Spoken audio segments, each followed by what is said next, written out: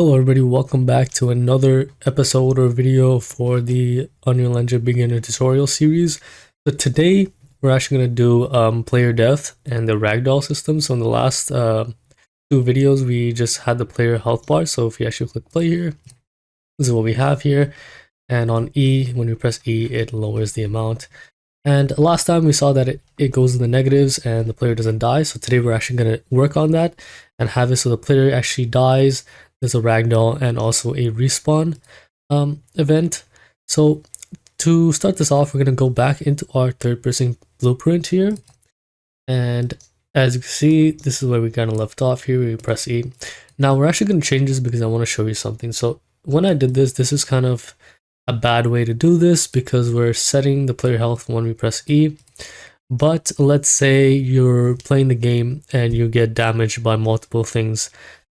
The E, right, this would have to be pretty much plugged in every single time, which is not good. We don't want that. So we're actually going to be doing something called an event where you get damaged. Now this is actually already put into the blueprint. If you actually just right click here and then just write event any damage, this will already be done by Unreal Engine. So it's basically just says on any damage, do this thing. So basically we're just going to change this. So we're actually going to unpin this here. So we can just break this link and bring this over and just put this in. And then instead of 0.2 here, you can actually link in your damage here. So basically we're saying that instead of manually getting rid of 0.2 health, we're going to get rid of however many damage that we want to give it when it's called. So let's say one enemy does a heavy attack, it might take away 40% of your health. A light attack might take away 10%. So basically what we're going to do is anytime you would have to apply damage, all you would do is do damage, apply damage. And basically this is going to be the damage here. So from here, it's going to be this number. So for now, well, let's just say that when you press E, it's going to be 0.2 like we did before. And here we can actually just say the damage actor is going to be our self. So you actually go here and write in self. You can get a reference to yourself. So what this means is basically you're just getting this reference here. So if you actually look at the top left, it says self. So it's just the own blueprint or the own character right now. If this was in a different blueprint, right, you would essentially just use the third person character reference and essentially it would just call this. Now if I actually compile and save this, pressing E does the same exact thing as before. Now we actually need to fix this code because we wanted it so that it doesn't go to negative. And that's where I'm going to show you what a clamp is. So what you can actually do is you can actually go here and let's move this. Out of this pin, we're going to take it out and we're going to write clamp and we're going to make sure it's a float. So it's going to see clamp and in brackets float. And we're going to put a min and a max. The min and max is going to be 0 and 1. Go ahead and plug this into player character again.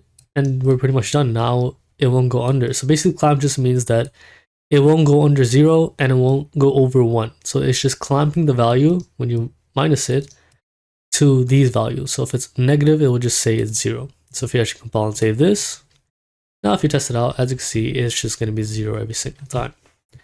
There we go. Now it's done. So now we're going to go into the player death.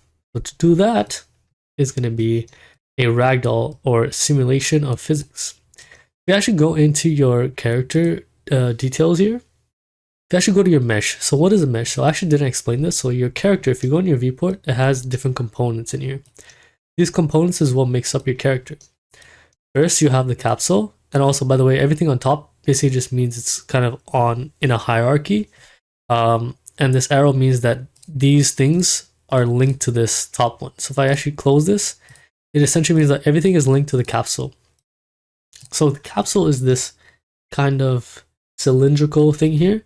And this is what does takes care of your collision. So you can actually change this radius here and you can make the collision a lot bigger. Your arrow component, don't have to worry about that. And your mesh is the actual character. So the mesh is the character itself. This mesh actually has no collision. So if you actually go down here, the collision is the character mesh preset. So the collision is when you move around. So basically when you're moving, it's going to be the capsule component, but this is going to be a separate collision system. So when the character dies, we're going to make it so it ragdolls. So it basically just kind of is separate from the capsule component itself. The camera boom is for the camera, and this is basically the camera. So I didn't explain this before, so essentially you would be able to change this. So if you want to make your camera closer, you can do this. And if you play, as you can see, the camera will be closer. That's just kind of the viewport and how it works. You also have character movement here, so you can actually go in here and change some details in terms of, as you can see, jump velocity. There's also movement speed, I believe, somewhere here, right? So there's acceleration, there's walk speed, max walk speed, things like that, as you can see. So just kind of, you can kind of play around with this. So if you actually go into each component, you can look at what you can change. Some of them are pretty straightforward. So if you actually look here, you have cloth actors, things like that. Now, something that we're going to be looking at using today is actually simulate physics. When you simulate physics, it's going to essentially make the character ragdoll. And simulate physics is used pretty much by objects as well. So like a cube can have simulated effects. All it is essentially gravity. So here you have gravity enabled, but this doesn't work unless simulate physics is active. So if you actually go here and you put this cube on in the air, as you can see, it falls down.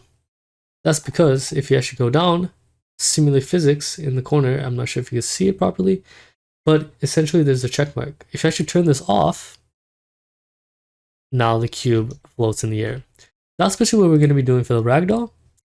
So you actually go back into your event graph. What you're going to do is we're going to have a function for the death. So I already created a player death function here. I believe, was this for, it was for here, right? It was for the other video. We're actually going to delete this event, and we're going to keep the function here. Now, instead of this, let's delete that out. What we're going to do is we're just going to check if the player is dead. So we're just going to put a branch, and we're going to say if it is less than or equal to 0, even though it's clamped, we're going to say less than as well, just in case something glitches and it does go into negatives. And we're going to pass this in. So I don't think I just showed you, but if you want to create a branch, you would just go in and write branch, or you can hold B and left click. This branch is essentially just a true or false with a boolean as its condition. So basically, if this is true, it will come out as true. If it's false, it will come out as false. Here we're gonna remove the output because we're not gonna need it. So we're gonna have a return node, and we're gonna say that if it's false, then don't do anything. If it's true, we're gonna do the return node.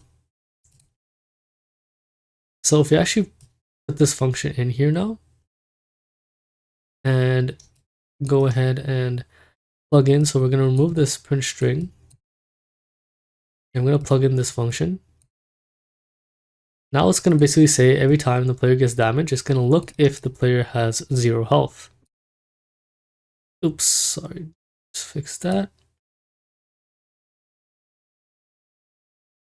If the player does have 0 health, what we're going to do is actually, wait, hold on. Sorry, we actually do need a output. We're going to say player died. It's going to be a boolean.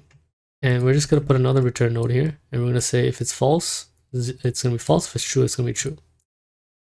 So we're going to put another branch outside back in the event graph. And we're going to say if the player dies, we're going to do this. So we're going to first go in your component. And this is where you can actually use these and change the variable. So in here, like we said in the details panel, we saw simulate physics. We can actually change this within the blueprint. To do this, you can just grab it and pull it out. Now you have a reference to your mesh, which we said was the character. Now, if you actually just go ahead and you can actually do a simulate physics. This is a set simulate physics. Oops, I cannot spell. So if you actually press set simulate physics and you go into true, this is basically saying if the player died, we're going to do this. If it doesn't, if it's false, we're not going to do anything. Now, if you actually put this to true, let's actually go ahead and test it. So if you actually press E here, as you can see, the player goes under. Now, obviously, there's an issue. The player goes to the ground, and that's because we need to change the collision of the character. So out of mesh, what we're going to do is you're going to do set collision enabled.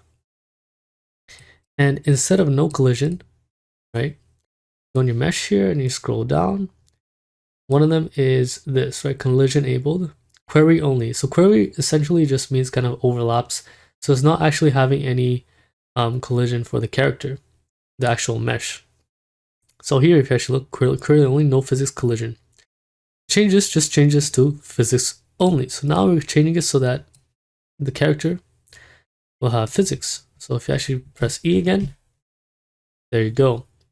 Now, as you can see, the camera still floats around and you're technically still the player. As you can see, I still have collision. That's because the character is still the capsule component, right? Which is the actual collision of the character.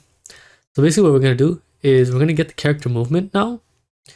And we're going to get a lot of it and say disable movement. So now we're just not going to be able to move. Now if you actually just plug that in, we won't be able to move. And there we go. So now you have a player death system where you have the player, now I cannot move. Now as you can see, the camera doesn't follow, so it actually looks kind of a little weird, a little goofy. So if I actually do it again, the camera doesn't follow the player. And that's because if you actually go back into your viewport, your camera boom is not linked to the player. It's linked to the capsule component, which we said was the actual character that moves around. So what we can actually do is actually take this camera boom and link it to the character by just dragging. So if you take a component and drag it onto it, as you can see, the arrow is now under that. So the character mesh is linked to the capsule, and now the camera boom is also linked to the mesh. So if you actually play now, as you can see, it follows the character mesh now. As you can see, it's a little glitchy if you're too close, but now it makes a lot more sense. The player actually dies. And there you go, you pretty much have it. For the respawn function, what we're going to do, or the event, is we're going to create a new custom event. So just right click and add custom event. Let's just call this respawn. Now this is technically just going to be kind of for single player games, but essentially all we're going to do is out of here, we're going to say open level. And we're going to do by object reference. And it's essentially just going to restart the level. So if I actually go under here, I believe it's called third person map. If I'm correct. I'm actually not sure what it's called.